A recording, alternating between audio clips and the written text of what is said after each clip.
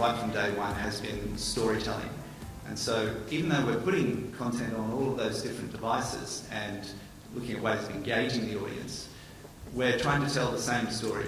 We're trying to tell a cohesive story across all of those, which is really exciting because there's kind of no rule book for that sort of storytelling. So one of the exciting things for me when I come to work each day, a brief will come in from a client, and we'll be sitting there thinking, how are we going to tell a story? And we'll look at the audience for that particular program, and if it's one of our own programs, we'll think about who is the audience for this and what are the platforms that they're on, and how can we make this story not just be a TV program, how can we make it go to Facebook, to Twitter, to mobile devices, to tablets, to games, whatever is right for that audience. It's really crucial, and I think it's at the heart of what Hoodlum does and how we approach all of our projects is we start with the audience and ask the question, where are they? We also created a mobile app. One thing we knew about the audience was they were tending to be male and having mobile apps, and being out and about was a quality that we were told from Universal Marketing that we should probably do something like this. So we created a mobile app where you could turn your neighbourhood into a Bourne-style chase scene, basically, where virtual assassins would chase you down and kill you. And you would have to get to the 3 waypoints, and at each waypoint it would play you part of the film, part of the new Bourne Legacy film coming out as a reward. And so you're getting these little insights into the film, and it would be, what's his name, Edward Norton and a couple of the other characters talking about some secret dealings or whatever, just teasing the audience. However, before you get to those waypoints, there's also virtual assassins trying to intercept you. If you don't make it in time, you get killed. And so we had 10 levels of that, and we had people all around the world playing it. And an Australian guy was top of the ladder for about 2 weeks there. The Americans took it away from me. Okay, so then we also had a series of real-world treasure hunts where we took people out into the real world. We seeded clues on Facebook, and then people noticed that there was a clue hidden in it, which pointed to a real-world location, New York, 3rd of August. And then we started posting these other pictures, which pointed people to an exact location.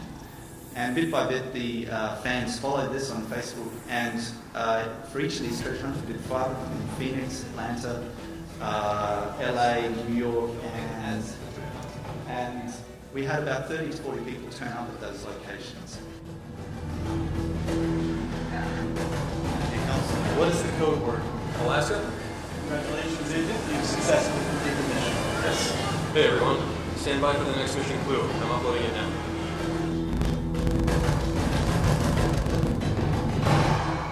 So then it would upload the next picture, and everyone would try and decipher that, and it would just bounce around the country like that. He's not a mermaid. You're blinded by her beauty, Banks. There is no shark in her. Is there any way you can quickly and clearly tell me what you're talking about? Many, many years ago.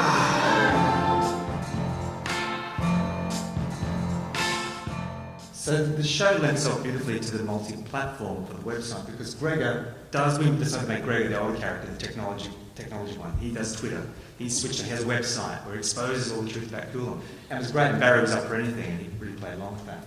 And so part of the production, we would shoot all these little webisodes and just really plotted it out when we plotted the show.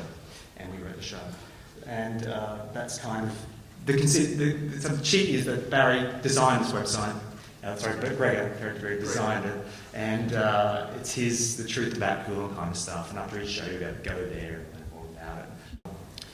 Another big part of the strategy with a show like this, no one knows what this show is about. It's all new. They don't know the characters, and so an important part of that function that the multi-platform plays is we're putting out a Facebook strategy, which is bit by bit feeding bits of information, bits of content to the audience so that they get to know the show, and so by the time it airs, we've already built up and grown a community around the show with all of these little pieces of content that we're pushing out to the platforms that they're on.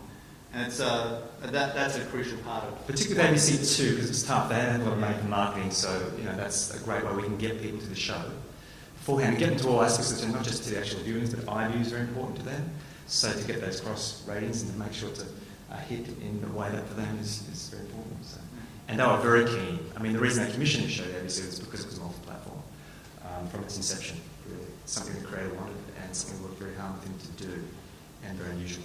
The thing to underline here is that Hoodlum, even though we have a lot of technology, we tell stories with different technologies and we're always learning about new technologies.